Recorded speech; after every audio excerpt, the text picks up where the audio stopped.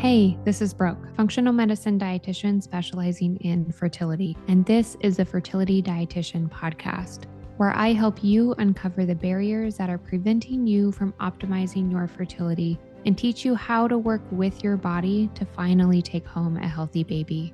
Each week, I will be diving into different topics on fertility and sharing my perspective on physiology, metabolic health, nutrition, and lifestyle approaches that have helped hundreds of couples get pregnant even after years of heartache.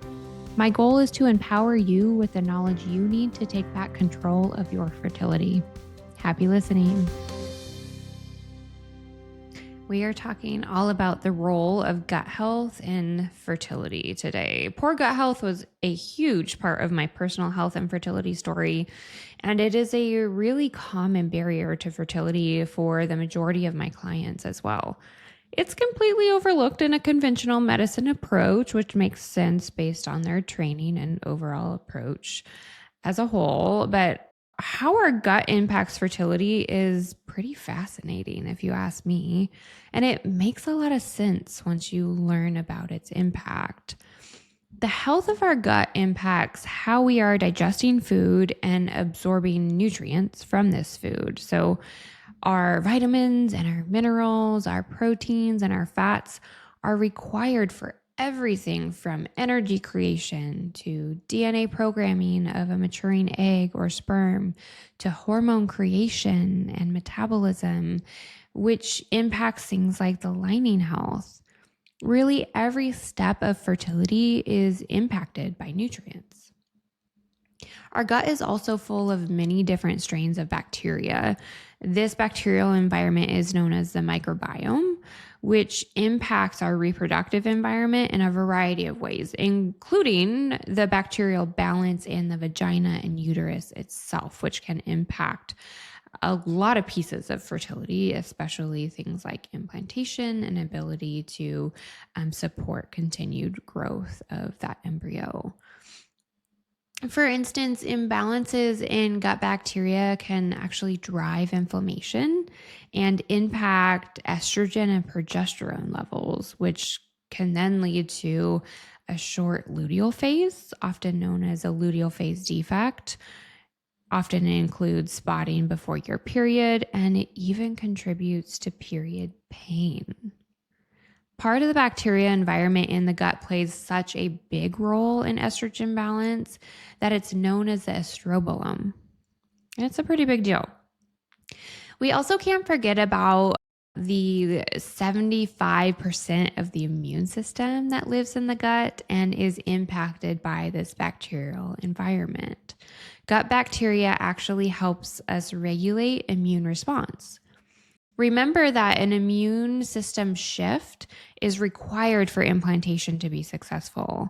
And your immune system will also build your future baby's immune system. So, really important to have gut health and that bacterial balance checked out to support all of these pieces of fertility. And that's not all. About 20% of thyroid hormone is actually converted in the gut. So our thyroid produces T4, or should be producing T4, and then it's converted to T3 in various tissues throughout the body. But about 20% of it should be converted in the gut. But that's only happening in the presence of healthy gut bacteria.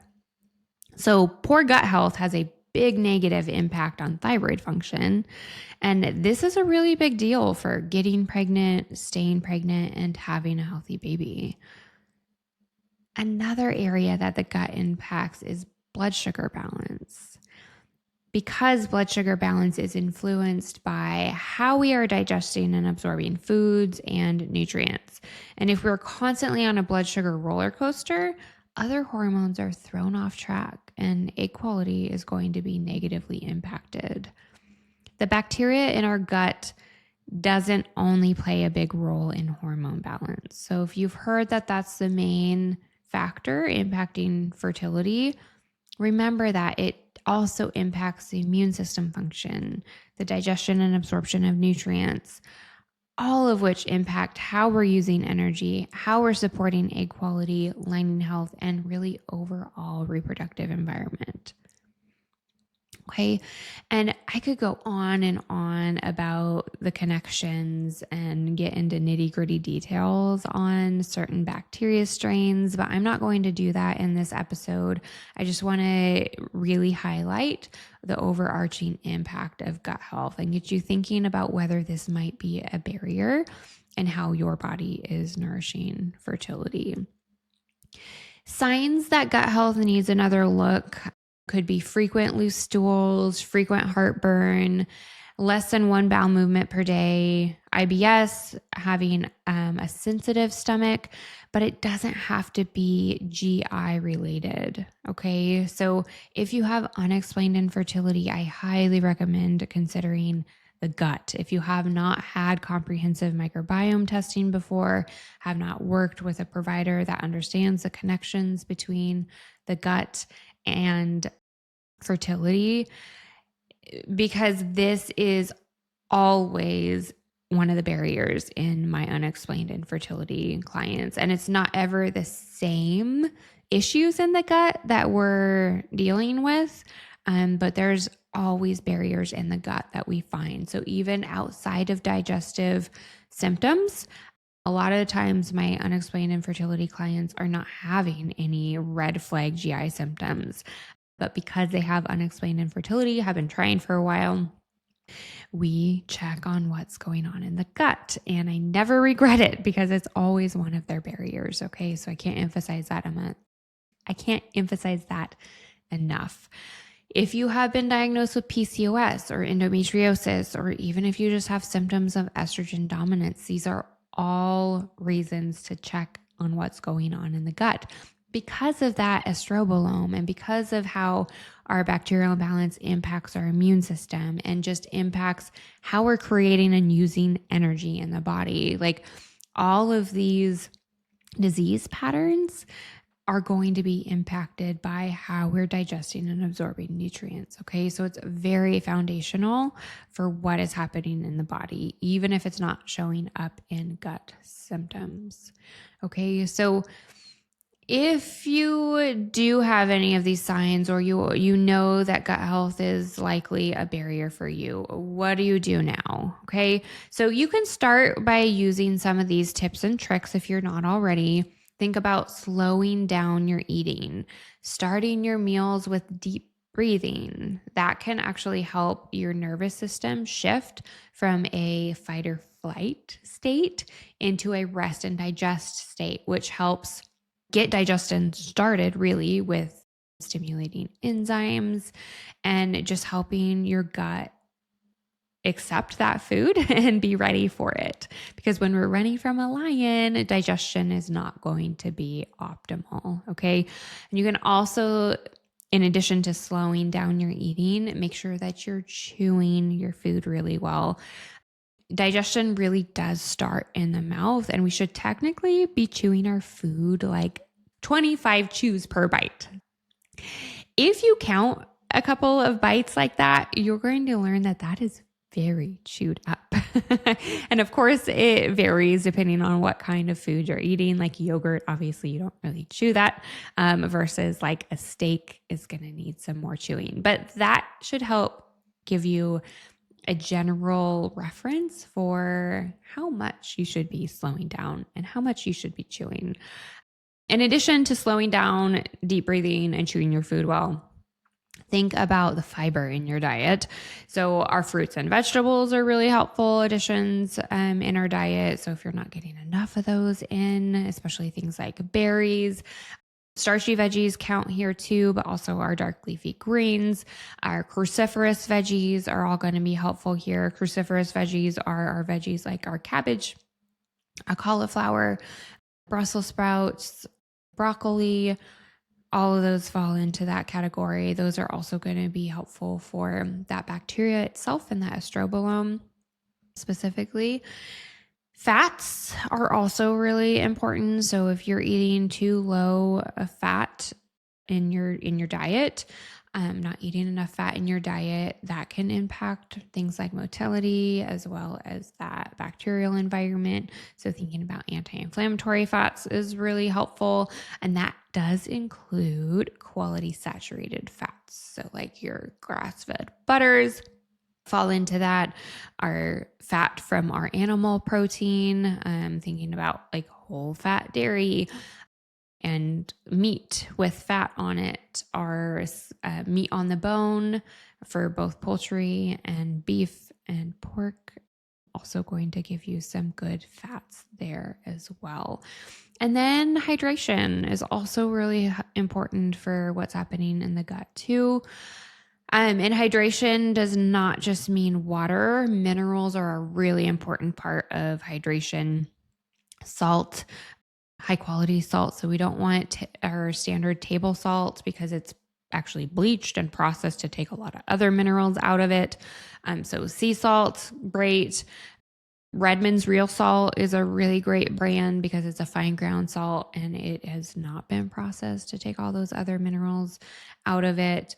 And then there's other minerals like our magnesium, our calcium, potassium that are also important. Starting with a whole food diet and prioritizing animal protein is really helpful for all of those. Most people need supplemental magnesium because we just don't get enough in our diet as it is, and our nervous systems are typically tapped, which impacts how much of that we're getting. But supplements should always be individualized. So please, please, please work with somebody to individualize that supplement routine. Okay, so those are a few things you can start with. You can also support digestion even more by considering apple cider vinegar, like 1 to 2 teaspoons of apple cider vinegar, having that as part of like a dressing, putting that in a little bit of water and drinking that. If you're not a fan of that idea, thinking about digestive bitters prior to meals to help support your enzymes, as well as the initial tips I gave of slowing down your eating, chewing your food well. Make sure you're doing deep breathing before that meal to make sure that nervous system is ready to eat. Okay. So a lot of these tips can help move things along, but if you do have GI symptoms and you have not had regular bowel movements for some time, or if you're just struggling with fertility, investigate further. I use GI Map, which is the name of a test, a microbiome test that I use in my practice with my clients, and it helps us see what's going on and helps you learn to work with your body where it's at right now so you can better support all of these things that are impacting your fertility through the gut. And I promise you that popping a probiotic won't fix an underlying imbalance. Changing your diet may help you feel better initially, but until you see what's going on, using appropriate testing, it's really hard to tell what the best approach is for you. There might be overgrowth in there that you don't know about. It can be completely asymptomatic for a lot of people. So I never recommend cutting foods or food groups out until we really see what's going on in your gut, because it could be an underlying imbalance that's causing symptoms and not the food as well. So if you have a hunch that there's some sort of intolerance, it could be an underlying bacterial imbalance and not really the food. So food intolerance tests are really not accurate for this reason. I know they can feel like they're helpful because they give you some sort of data, and you might cut out those foods and you might notice resolve in symptoms, but it's not addressing the underlying problem, right? The gut imbalance. And then you're taking nutrients out of your diet, especially if it's something like eggs or dairy, which are really nutrient dense foods that help us get a lot of the nutrients that we need for a lot of pieces of fertility. Every single one of my female clients has had a gut imbalance, and it has been impacting their fertility in one way or another, even if they didn't have gut symptoms. Okay. So I want you to remember that and think about that. And please know that you don't have to figure this all out on your own. If you're ready to dig deeper and start working with your body to support fertility, I would love to be part of your support team. You know where to find me. Thank you for listening to this episode of the Fertility Dietitian podcast. If you enjoyed it, please leave a review to let me know what topics you want more of or less of.